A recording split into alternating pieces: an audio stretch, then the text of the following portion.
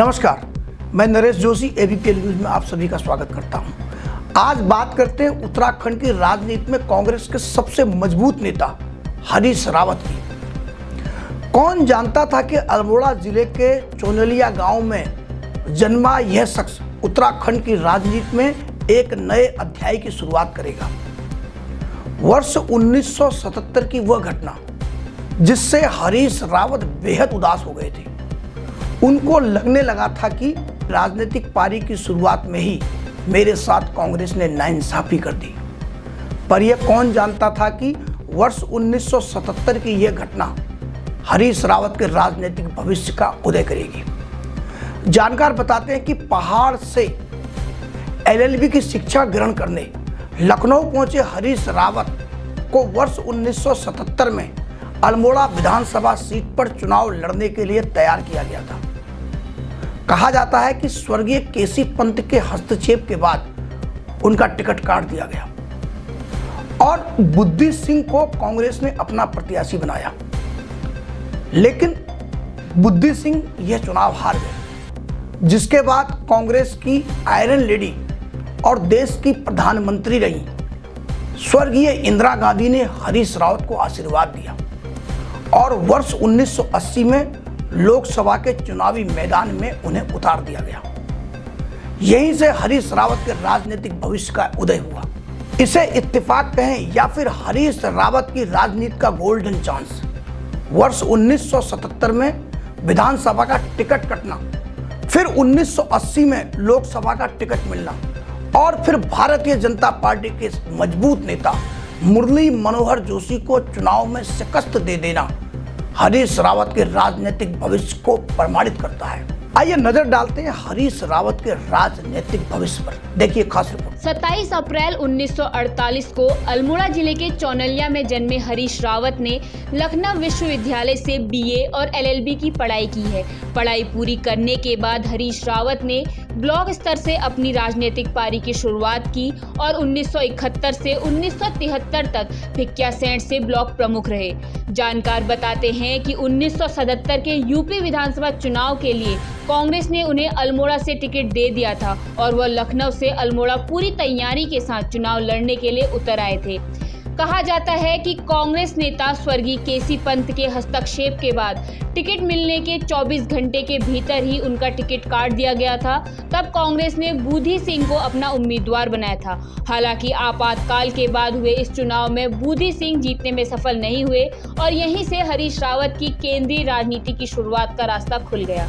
उत्तराखंड के राजनीतिक विशेषज्ञ बताते हैं कि उस समय हरीश रावत का विधानसभा से टिकट कटना उनके लिए फायदेमंद साबित हुआ। इससे कांग्रेस की आयरन लेडी स्वर्गीय इंदिरा गांधी और संजय गांधी के मन में उनके लिए सहानुभूति पैदा हुई।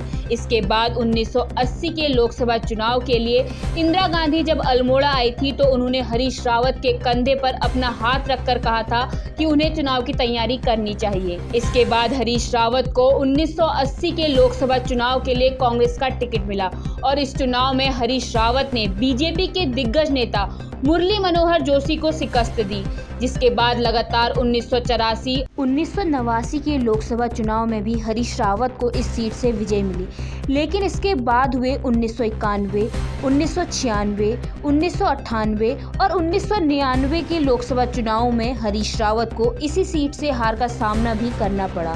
वहीं इसके बाद हरीश रावत ने 2009 के लोकसभा चुनाव में हरिद्वार से चुनाव लड़ा और 3,32,055 मतों के अंतर से विजयी हुए और फिर वह मनमोहन सिंह सरकार में कैबिनेट मंत्री बनाए गए। उत्तराखंड बनने के बाद 2002 में उत्तराखंड के अंदर पहला विधानसभा चुनाव आयोजित हुआ। इससे पूर्व ही हरीश रावत को उत्तराखंड कांग्रेस का अध्यक्ष बनाया गया था, जिसके तहत उनके नेतृत्व में कांग्रेस ने चुनाव लड़ा। इस चुनाव में कांग्रेस स्पष्ट बहुमत पाने में सफल रही, तो वहीं जीत का श्रेय भी हरीश रावत को मिला और उनका नाम मुख्यमंत्री की दौड़ में सबसे ऊपर शामिल हो गया। कांग्रेस की राजनीति को करीब से जानने वाले कहते हैं कि उस दौरान हरीश रावत के नाम पर मुहर लग ही गई थी, लेकिन उत्तराखंड की राजनीति में नारायण दत्त तिवारी की एंट्री हुई और कांग्रेस ने उन्हें मुख्यमंत्री की कमान सौंप दी। तो वहीं हरीश रावत के हाथ निराशा लगी।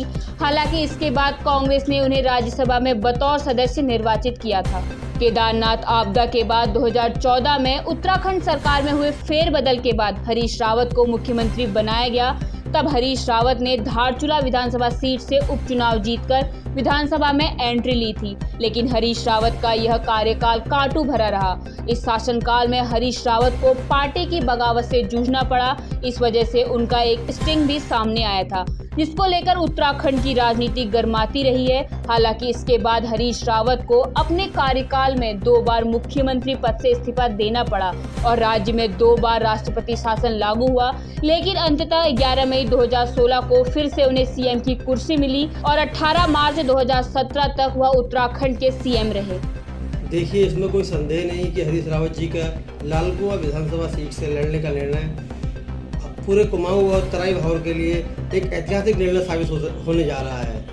तो जहां तक मीडिया सर्वेस की बात है, उसमें भी बताया गया है कि हरीश रावत जी के लालकुआं विधानसभा सीट से लड़ने से तराई भावर और कुमाऊं के खास तौर नैनीताल जिले में बहुत बड़ा लाभ कांग्रेस पार्टी को मिलने जा रहा है। कांग्रेस पार्टी वहाँ चुनाव जीतने जा रही है। जहाँ तक मैं अपने व्यक्तिगत रूप से जितना मैं रावत जी को जानता हूँ, वो हमेशा पहाड़ के गाढ़ गधेरे और पहाड़ की जो बहुत दूर रहने वाले लोगों की समस्याओं के बारे में इतना सोचते हैं और जितना उनका काम रहा है, गाढ़ गधेरे की बातें उनसे ऐसा लगता है कि उनका जुड़ाव पहाड़ की उन समस्याओं से है। वो हमेशा युवाओं, दलित, पीड़ित, शोषित, वंचित, अगड़े पिछड़े सबके बारे में सोच के काम करते हैं। अब हम लालकुआं पहुंच चुके हैं और हम यहाँ गली गली घूम रहे हैं। बहुत अच्छा रिस्पांस मिल रहा है। सबकी चाहत हरीश रावत के नाम से पूरा लालकुआं गूंज रहा है।